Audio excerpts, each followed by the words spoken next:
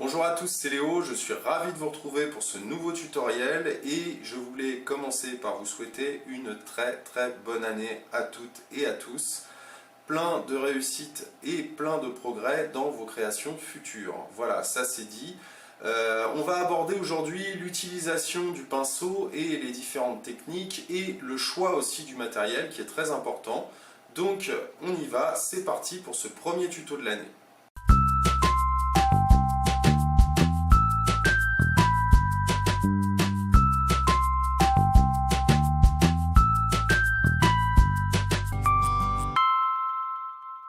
Alors si vous faites de l'encre ou de l'aquarelle, il y a deux grandes familles de pinceaux qui sont les poils synthétiques et les poils naturels.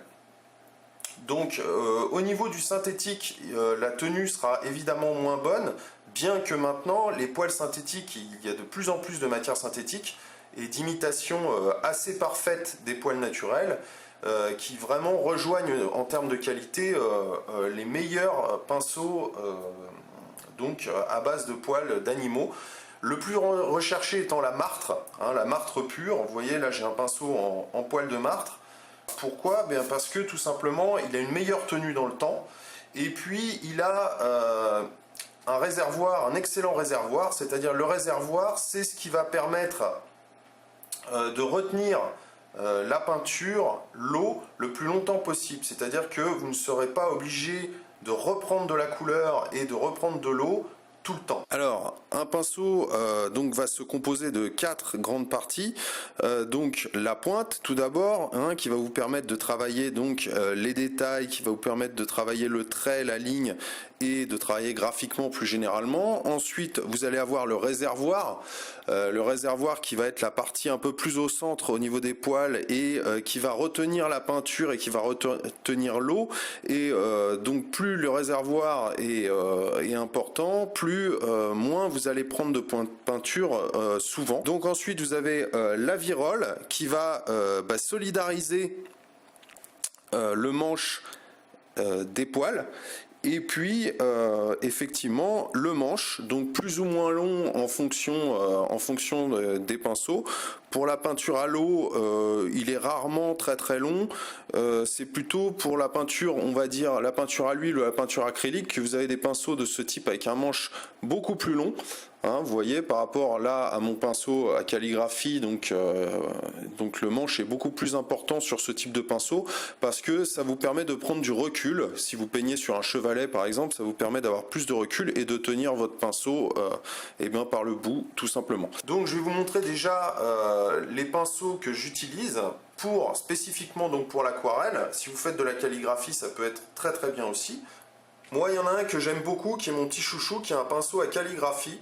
Alors effectivement là c'est quelque chose que j'ai eu dans un coffret donc avec de l'encre et je n'ai pas de référence, je n'ai pas de marque, mais c'est un pinceau qui est très pratique. Ce que je vous expliquais donc tout à l'heure, c'est que regardez sa forme, il a un réservoir donc qui est un peu avant la pointe, qui est de très bonne qualité, qui va bien retenir le pigment, et une pointe très fine qui vous permet de faire des choses, des pleins, des déliés et des choses très fines. Regardez, je vous fais une petite démo, c'est-à-dire que là vous allez pouvoir travailler des lignes qui sont vraiment très fines et vous allez pouvoir effectivement aller, donc là je reprends un peu de matière, vous allez pouvoir aller dans des choses beaucoup plus épaisses et travailler vraiment en épaisseur avec ce pinceau. C'est ça le gros avantage, c'est que vous allez pouvoir vraiment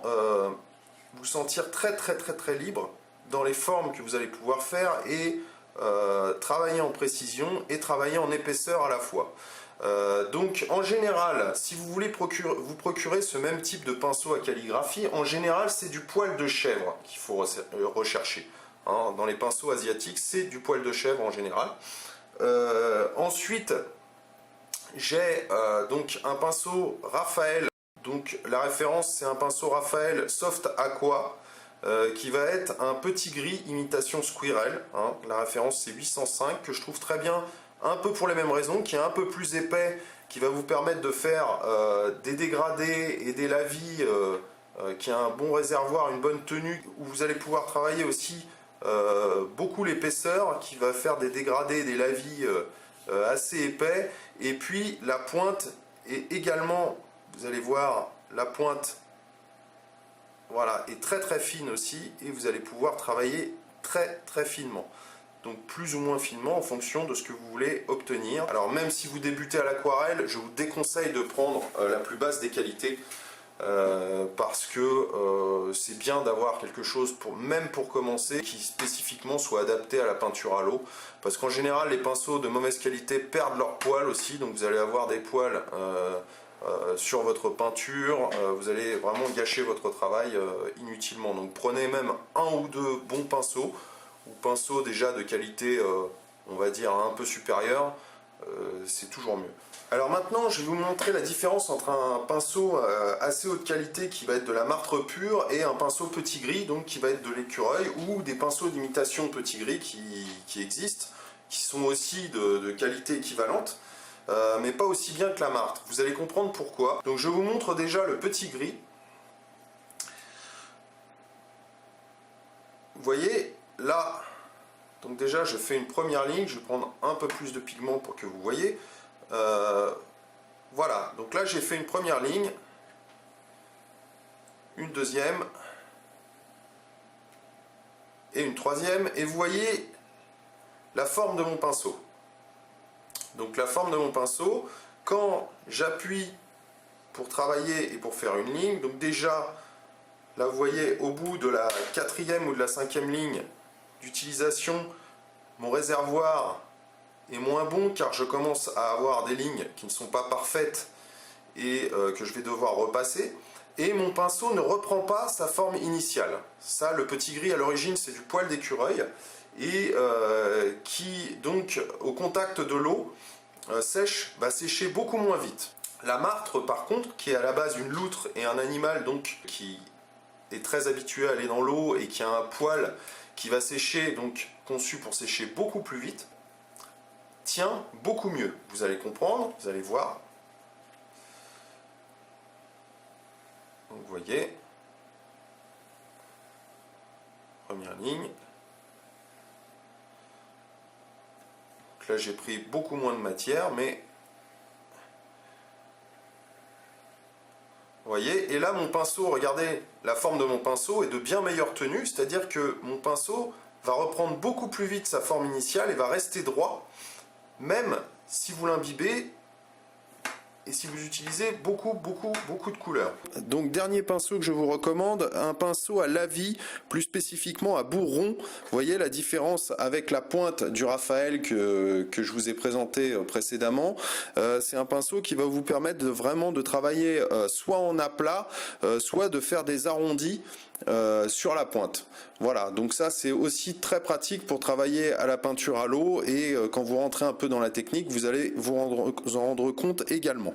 Alors pour résumer, un pinceau, ce que je vous recommande moi, pour résumer, après il y a des tas d'autres pinceaux, des pinceaux en éventail, des brosses. Je vous recommande bien évidemment le pinceau à calligraphie pour les détails les plus fins, pour faire des pleins et des déliés. C'est vraiment quelque chose, donc là spécifiquement en poil de chèvre pour les pinceaux à calligraphie. Le pinceau donc Raphaël taille 4, celui-ci, mais vous en avez de différentes tailles dans les magasins de Beaux-Arts, hein, qui sont pour certains beaucoup plus larges, beaucoup plus longs, et d'autres beaucoup plus fins. Mais je vous recommande quand même cette gamme-là, qui est de la fibre synthétique, lui, mais qui est une imitation petit gris, qui est de très bonne qualité et de très bonne tenue.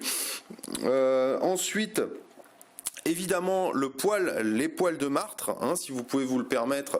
Franchement, les pinceaux en poils de martre sont vraiment le must aussi pour peindre à l'aquarelle. Voilà, et le dernier, le pinceau à lavis à bourron, pour travailler donc plus en arrondi et aussi en aplat et en épaisseur.